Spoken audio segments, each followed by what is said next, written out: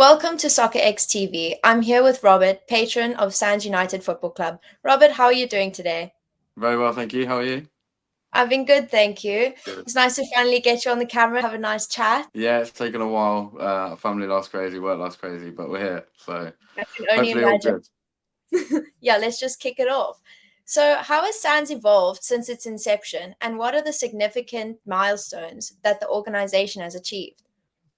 So starting off quite early, we started in June, July time, sort of 2018, which was roughly kind of 6 months or so after me and my wife lost our daughter.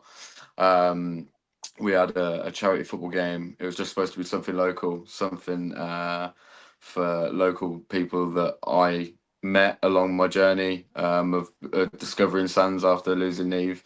And following on from that, we started a Sunday League football team, which was mainly just to kind of keep the guys connected.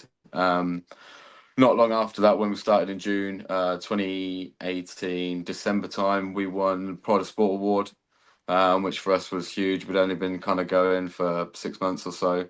But it was just one of those kind of stories that I think resonated with people. We kind of spoke about it locally, local media and stuff, advertising for players mainly more than anything. But once people kind of found out what the team was about and what it was for, the media kind of took it and rolled with it. And yeah, we were really lucky. And then following on from that, we took part in a documentary with Prince William, which was crazy. You know, the kind of emails I used to get in my phone from different people was bonkers. But yeah, so we got to meet the Prince, and he came down to visit us and spent like 4 or 5 hours talking to me and a couple of the other lads back in 2020. And then myself personally, I was lucky enough, someone nominated me for a Pride Britain Award in 2021, which I won, and I got to meet Ole Gunnar Solskjaer, who presented me with he got me a Man United shirt that said Pride of Britain 21 on the back of it, and I got to go out to Manchester and meet him and have a kick around with him, which for me as a Man United fan was pretty iconic. Like to have a kick around with somebody that I watched growing up and really admired. So yeah, it's just like it's been crazy. Sometimes I kind of like 1 minute I'm on a red carpet, the next minute I'm on a building site.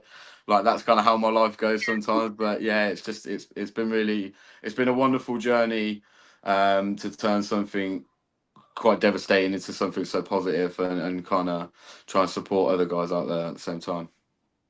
Really, firstly, I'm really sorry about your loss, and honestly, for what you've done for the community is honestly incredible.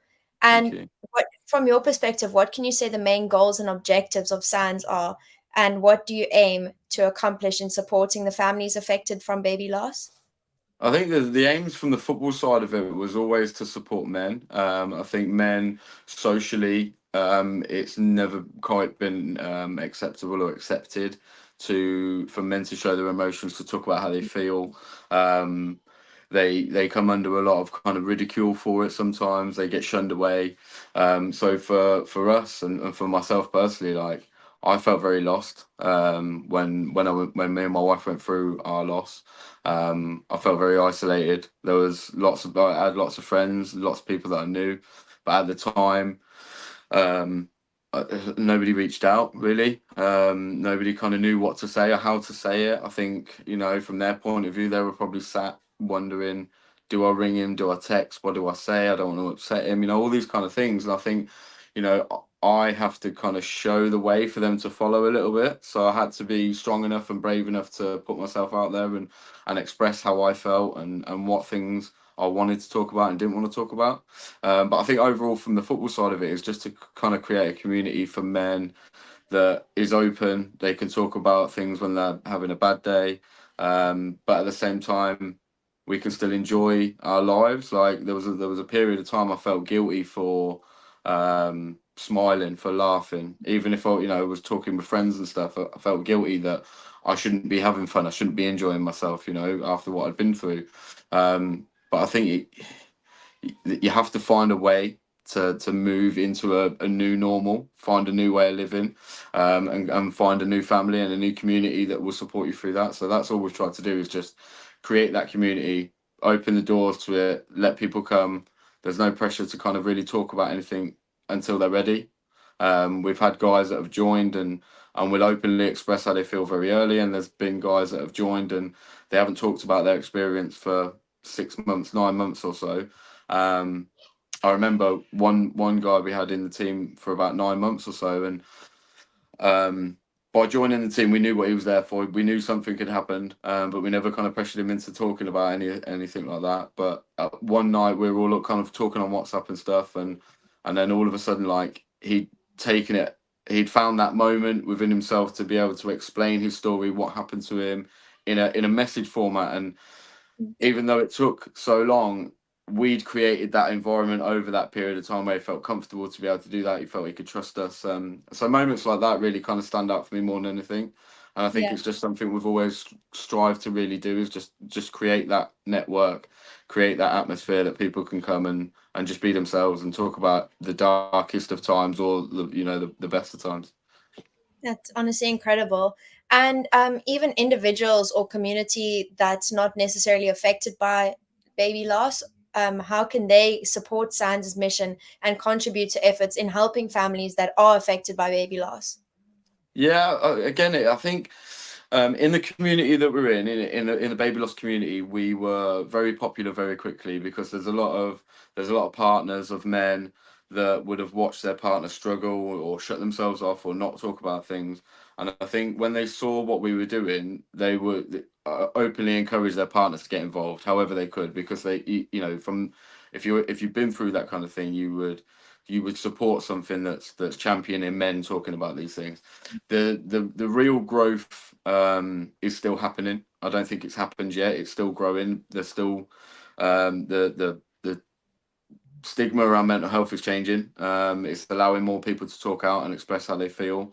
But overall, I think we'll only really expand exponentially when people from outside that haven't been through a loss really start to have conversations. That was one of the hardest things. Is like I said earlier, I had lots of friends, but they didn't know what to say or how to say it. And my very close friends, I would talk to them about it openly. I would say, like, what happened? Like, I didn't hear from you, or why didn't you message or ring? And a lot of them, the answers are normally the same. It's like, oh, I didn't know what to say, or I didn't want to upset you. And I'd say to him, like, the reality is, I've lost a child. Like, I'm always going to be upset. That's me for the rest of my life now. However, I would much rather you try and talk to me about it than not talk to me about it at all. So just have that little bit of bravery, start the conversation, and kind of, it's a bit like, I suppose, cancer from, say, 20 years ago. Nobody really wanted to talk about it. It was like this dreaded thing that everyone tried to hush away from. It's so much more normalized now because people have had that opportunity to have conversations and really learn and um, kind of grow with that and educate themselves in how to talk about cancer. That's what we're trying to do. We're trying to normalize it a little bit, reduce the stigma, open up the conversation, and get people that haven't been through it or know somebody that might have been through it, just open up the doors to all of those conversations. And that's when I think the real attitudes will change, and we'll start seeing a massive change in how baby loss is dealt with worldwide, and so certainly in this country. Yeah.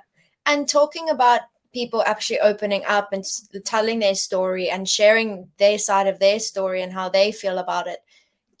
Can you tell me more about the SANS podcast that you have available on your website and how people can actually get involved and listen to other people's stories so that it kind of brings together everyone as a community more than people feeling alone?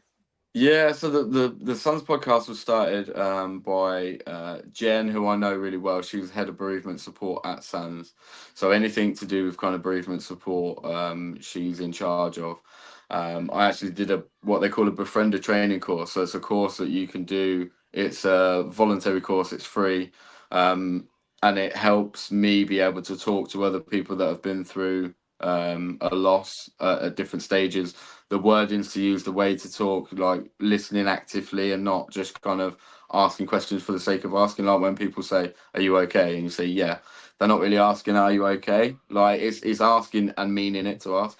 But the podcast is really there again to kind of open the door into the world of baby loss and how SANS operate and what they're trying to do, and how they work in terms of the help that they do with professionals and midwives and bereavement support at a professional level, but also in the wider community with the volunteer groups that run all over the country, and just again it's another way of normalizing the conversation, and trying to give people an insight into what our world looks like, if that makes sense, because we're still the same people, but we view things very differently now than when we did. I call it, that naivety that you've got when you haven't been through that kind of experience, and it's there to try and just again, give people an opportunity to channel in, listen in, take bits, whether you want to do it in 5-minute sections or not, because sometimes the conversations can,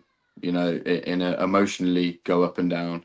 So sometimes you can't just tune in for a whole hour. You need to just take snips in. So again, it's another great avenue for people to kind of get involved with the conversation, and help learn things that they might hopefully they'll never need to have that conversation with anybody, but if they do, hopefully they go into it better equipped than what they thought they might. Yeah. And jumping back to the individuals in the community, how can people actually contribute to the families affected by baby loss? I think contribution is just, whether it's for us. I mean, like I say, we're kind of like, we started as a local team. It was just Sunday league. It was, in a little town in the UK. It was nothing real major, but where people really made an impact was just kind of just, whether it was social media, just sharing, talking about what the team was about, encouraging people to get involved, because I found that a lot of my friends and family and people that I meet even now, have been through a loss of some degree, whether it was an early miscarriage, or a late loss, or even a neonatal death where a child passed away after birth. A lot more people than you realize have been through it, but they just don't talk about it. And it's not until you start having a conversation that one of them will go, "Oh, yeah, no, that happened to us like a few years ago." And even close friends, I never knew it happened because nobody talks about it.